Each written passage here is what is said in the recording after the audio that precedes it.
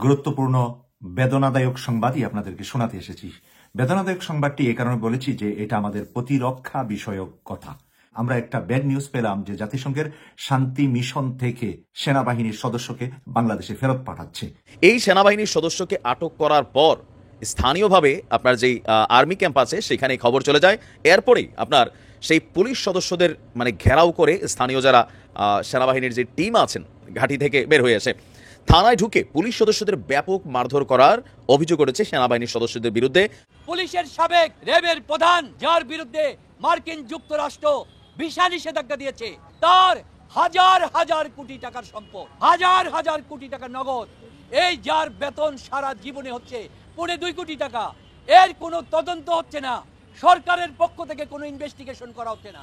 গতকাল একটা গুরুত্বপূর্ণ রিপোর্ট প্রকাশিত হয়েছে যেখানে বাংলাদেশ কেমন করেছে কি করেছে সেটা নিয়ে রীতিমতো একটা আলোচনার অনুষ্ঠান হয়েছিল, যেখানে মার্কিন রাষ্ট্রদূত জনাব পিটার হাস কথা বলেছেন। দর্শক, একটি গুরুত্বপূর্ণ দুঃসংবাদ দিয়ে আজকে নিউজটি শুরু করছি। প্রিয় দর্শক, দুঃসংবাদ বলেছি এই কারণে কেননা এর সাথে জড়িয়ে রয়েছে বাংলাদেশের আইন শৃঙ্খলা বাহিনী। তো হঠাৎ করে কেন বাংলাদেশের আইন শৃঙ্খলা বাহিনী দুঃসংবাদের মাঝে জড়িয়ে গেছে এবং কি সেই দুঃসংবাদ সেটি আশা করছি আজকের নিউজটি সম্পূর্ণ দেখলেই জানতে পারবেন। এমনকি প্রিয় দর্শক, এরই সাথে সাথে আপনারা আরও একটি চাঞ্চল্যকর তথ্য জানতে চলেছেন, যেখানে পুলিশ বাহিনীকে বেধড়ক পেটালেন সেনাবাহিনী। কিন্তু প্রিয় দর্শক, কেন হঠাৎ করে সেনাবাহিনী পুলিশ বাহিনীর উপর এতটা ক্ষিপ্ত হলো এবং এটা কোন এলাকার ঘটনা, এই পেটানোর মূল রহস্যটা কি সেটি আশা করছি একটু পরেই জানতে চলেছেন। এমনকি প্রিয় দর্শক, তৃতীয়ত আপনারা আরও একটি বিষয় জানতে চলেছেন, যেখানে আইজি বেনজির আহমেদকে কেন্দ্র করে অবশেষে মুখ খুলেছে ডক্টর ইউনূসের আইনজীবী। প্রিয় দর্শক, তিনি কিছু চাঞ্চল্যকর তথ্য তুলে ধরেছেন এবং ডক্টর ইউনূসকে কেন্দ্র করে তিনি আরও কিছু মন্তব্য করেছেন, যেই ভিডিওটি আপনারা একটু পরেই দেখবেন। এমনকি প্রিয় দর্শক, এরই ধারাবাহিকতায় সর্বশেষে আপনারা আরও একটি নিউজ জানতে চলেছেন, যেখানে সাংবাদিক জাহিদুর রহমান গতকালকের একটি রিপোর্ট নিয়ে কথা বলেছেন। প্রিয় দর্শক, আপনারা কিন্তু সকলেই ইতিমধ্যে এই বিষয়টি সম্পর্কে অবগত রয়েছেন যে পিটার ডি হাস কিন্তু মুখ খুলেছেন। বাংলাদেশ সব দিক থেকে এগিয়ে গেলেও স্বাধীনতা এবং সার্বভৌমত্বের দিক থেকে 25 ধাপ পিছিয়েছে। তো প্রিয় দর্শক, সাংবাদিক জাহিদুর রহমান এটারই চুলছেরা বিশ্লেষণ করেছেন এবং তিনি কিছু বিপদের পূর্বাভাসও দিয়েছেন। তো কি সেই বিপদ এবং এই যে 25 ধাপ পিছিয়ে গেল বাংলাদেশ, এর দরুন ঠিক কি কি বিপদের সম্মুখীন হতে হবে বাংলাদেশের জনগণকে, সবকিছুই তিনি বিশ্লেষণ করেছেন। তো আমি আর বেশি কথা বাড়াচ্ছি না, আপনাদের সরাসরি সবগুলো ভিডিও দেখাবো।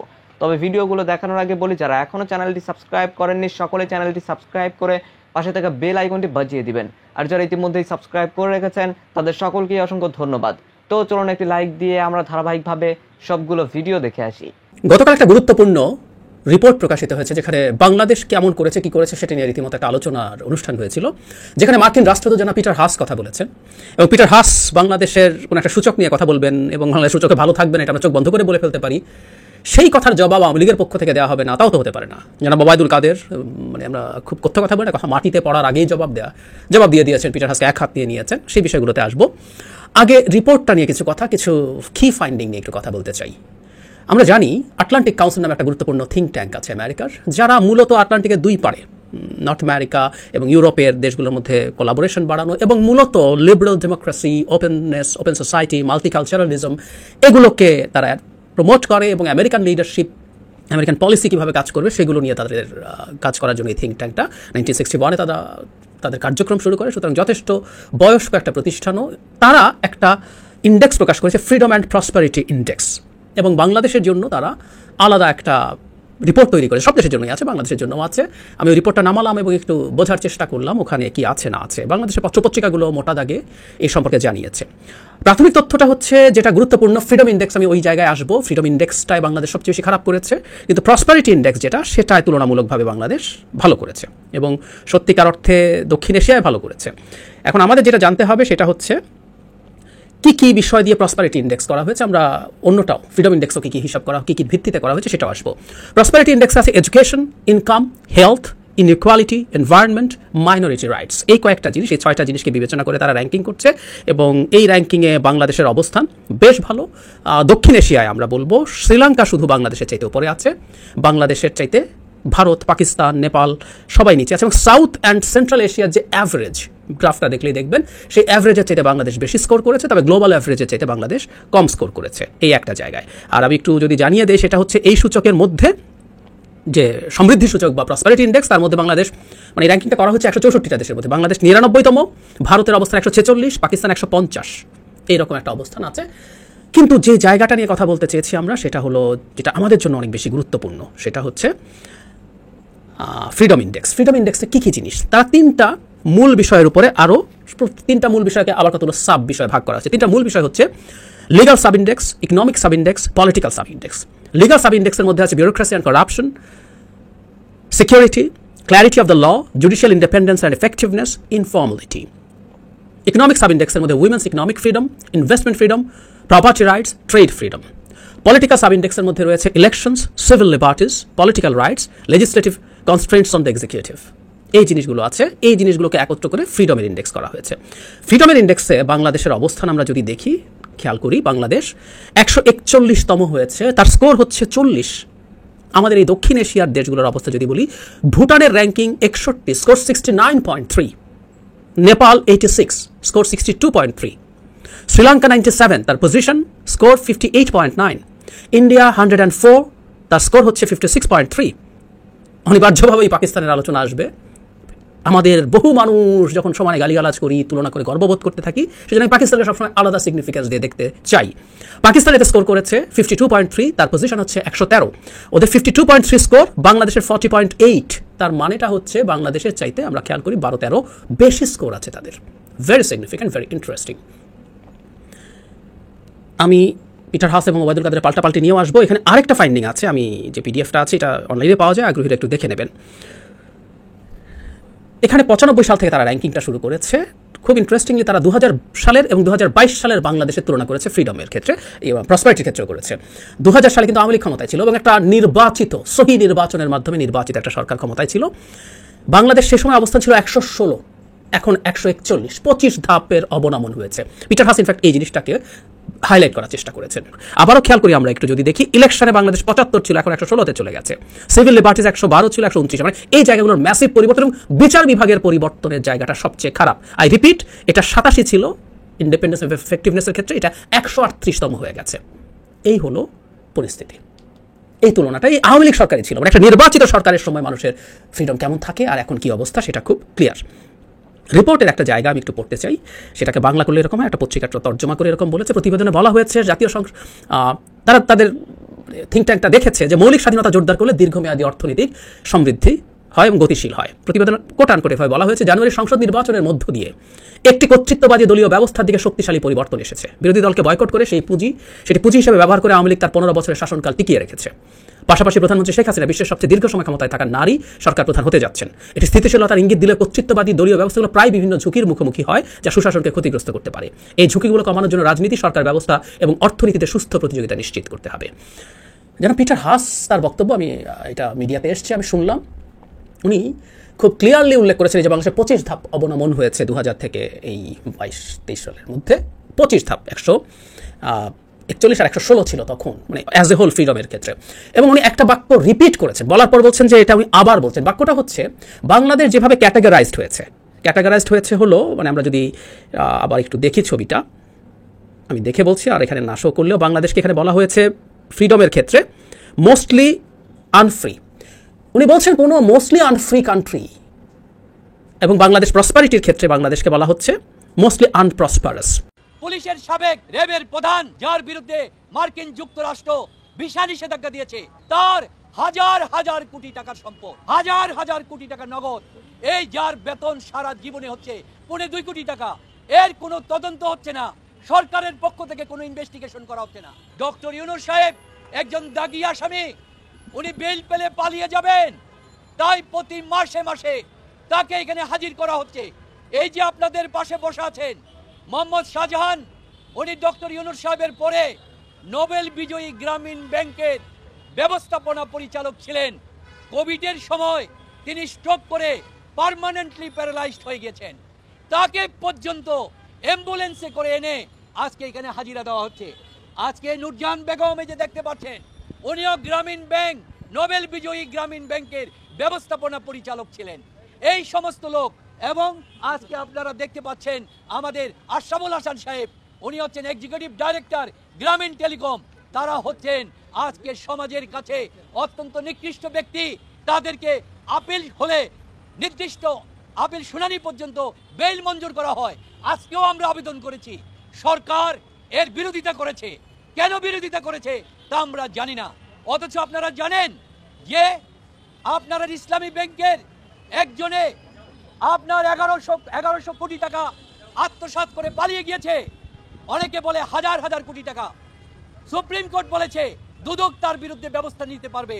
আজকে 4 মাস হয়ে গেল, তার বিরুদ্ধে কোনো ব্যবস্থা হচ্ছে না। আপনারা জানেন, আমরা সামাজিক মাধ্যমে জানতে পাচ্ছি, সাবেক আইজি, পুলিশের সাবেক আপনার র্যাবের প্রধান, যার বিরুদ্ধে মার্কিন যুক্তরাষ্ট্র ভিসা নিষেধাজ্ঞা দিয়েছে, তার হাজার হাজার কোটি টাকার সম্পদ, হাজার হাজার কোটি টাকা নগদ, এই যার বেতন সারা জীবনে হচ্ছে 2.5 কোটি টাকা, এর কোনো তদন্ত হচ্ছে না। সরকারের পক্ষ থেকে কোনো ইনভেস্টিগেশন করা হচ্ছে না। সরকারের কতগুলি মিডিয়া যারা সবসময় ডক্টর ইউনূসকে নিয়ে রিসার্চ করেন, আমাদের 71 এবং আমাদের ডিবিসি এবং হচ্ছে আপনার সময়, তারা পর্যন্ত কোনো তদন্ত করছে না। এই যে অবস্থা হচ্ছে, এই অবস্থার মধ্যে দেখা যাচ্ছে ডক্টর ইউনূসের সামাজিক ব্যবসাকে সারা বিশ্বে তার গ্রহণযোগ্যতাকে ম্লান করে দেওয়ার জন্য একটি চক্রান্ত। এইবার ওই এলাকার পুলিশ যারা আছে তারা তারের মতন সোজা হয়ে যাবে। যে এলাকায় এই ঘটনাটা দীর্ঘদিন যাবৎ বিভিন্নভাবে এলাকার নিরীহ বেসামরিক জনগণকে থানায় ধরে এনে অনেকের পকেটে অস্ত্র দিয়া মিথ্যা মামলায় ফাঁসিয়ে দিয়ে আপনার একটা অর্থ দাবি করত। আর এই ঘটনা করতে করতে ডাইনিও সাতগড় বাইসা খায়, বাট পাপে যখন গলা ভরে যায় তখন এরকম মিস্টেক হয়ে যায়। দর্শক, চাঞ্চল্য করে এই ঘটনা সাধারণ 3 জন মানুষকে ধরে আনছিল, মনে করছে এরা আমজনতা, বাট এর মধ্যে একজন ছিল সেনাবাহিনীর একজন সদস্য, যিনি ঈদের ছুটিতে বাড়িতে গিয়েছিলেন।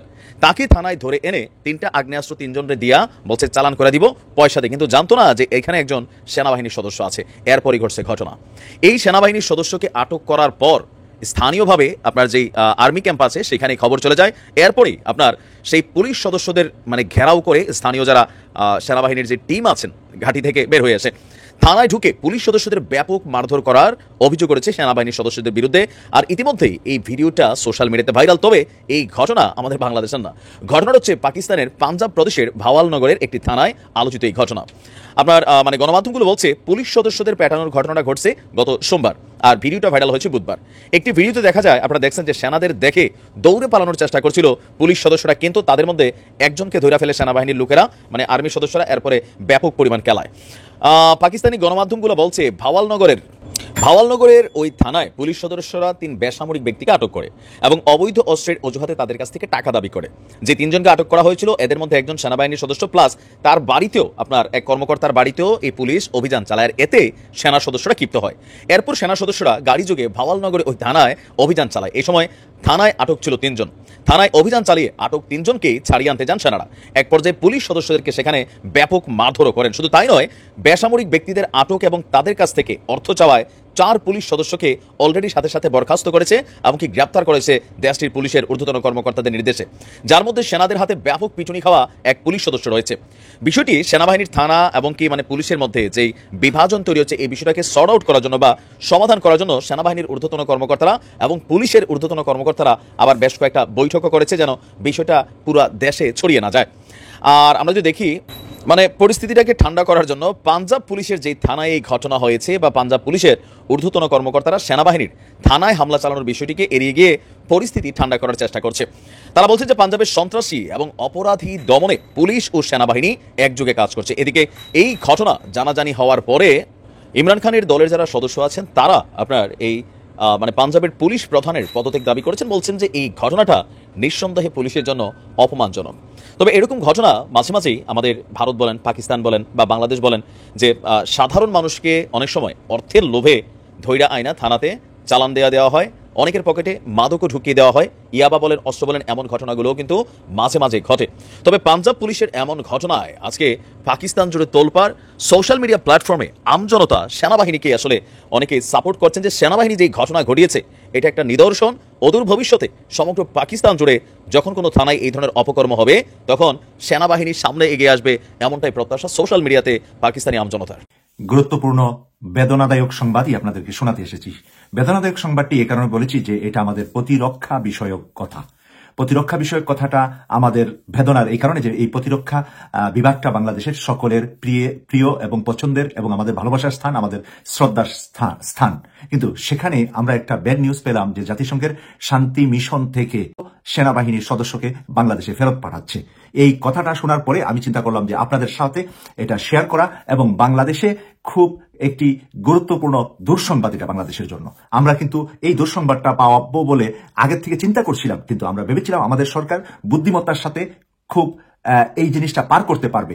কিন্তু বড় দুঃখজনক হলো আমাদের সরকার খুব হার্ড লাইনে আমেরিকার সাথে যাওয়ার কারণে, হার্ড লাইন আমেরিকা অবস্থান নেওয়ার কারণে আজকের এই দুঃসংবাদটা আমাদের শুনতে হচ্ছে। এবং আমরা জানি না আগামীকাল আবার কোন দুঃসংবাদ আমরা শুনবো। আমাদের জন্য সামনের দিনগুলোতে আরো কতটা দুঃসংবাদ আমাদের জন্য অপেক্ষা করছে, ভয়ঙ্কর দুঃসংবাদগুলা, সেগুলা আমার নিজেরই বুকে এখন হার্টবিটটা মনে হয় কাঁপছে। কেন কাঁপছে জানেন প্রিয় দর্শক? এই প্রতিরক্ষা ডিপার্টমেন্টের সৎ অফিসারগুলা জীবনে একবার জাতিসংঘের শান্তি মিশনে গিয়ে তারা 1 বছর থেকে হয়তোবা 3 বছর পর্যন্ত থাকতে পারে, এবং সেই অর্থটা দিয়ে, হালাল রোজগার দিয়ে, আমি আগেও বলেছি, তারা তাদের সন্তানদের জন্য একটা ঠিকানা শহরে করার সুযোগ বা তাদের জীবনের একটা ভালো সম্মানজনক অর্থ তারা এই সময়টার ভিতরে উপার্জন করে। এই আশায়ও অনেকে সেনাবাহিনী থেকে শুরু করে বিভিন্ন বাহিনীতে চাকরি করে থাকেন। হালাল রোজগারের সর্বোত্তম পন্থা তাদের এইটা। আর সেটাই যদি বন্ধ হওয়ার দুঃসংবাদটা আজকে আমি পেয়ে গেলাম। দুঃসংবাদটা পেয়েছি কোন সোর্স থেকে সেটাও আমি আপনাদের সামনে উপস্থাপন করছি। প্রিয় দর্শক, এর আগে আমি বলি, কয়েকদিন আগে শান্তি মিশনের প্রধান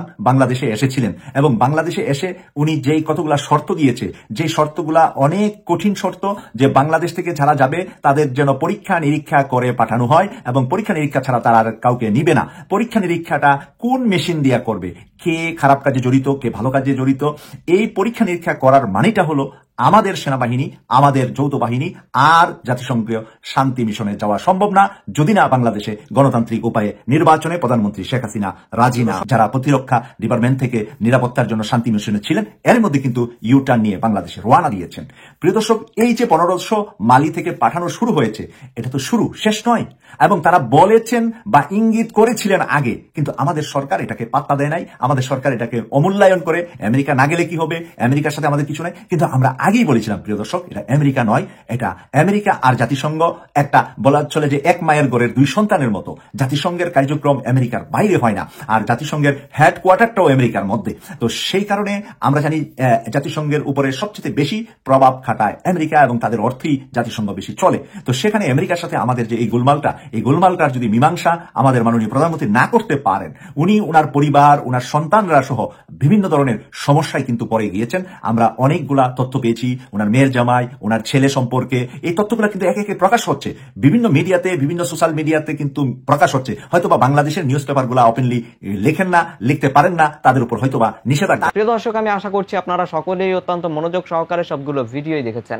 এমনকি প্রিয় দর্শক, যদি এই ভিডিওগুলো সম্পর্কে আপনাদের কোনো মতামত থেকে থাকে তাহলে তো অবশ্যই জানাবেন। সবশেষে জানাবেন আপনি ঠিক কোন জায়গা থেকে আজকের এই নিউজটি দেখেছেন। তো প্রিয় দর্শক, নিউজটি ছিল মূলত এ পর্যন্তই। ফিরছি পরবর্তী নিউজে নতুন কোনো টপিকে। আল্লাহ হাফেজ।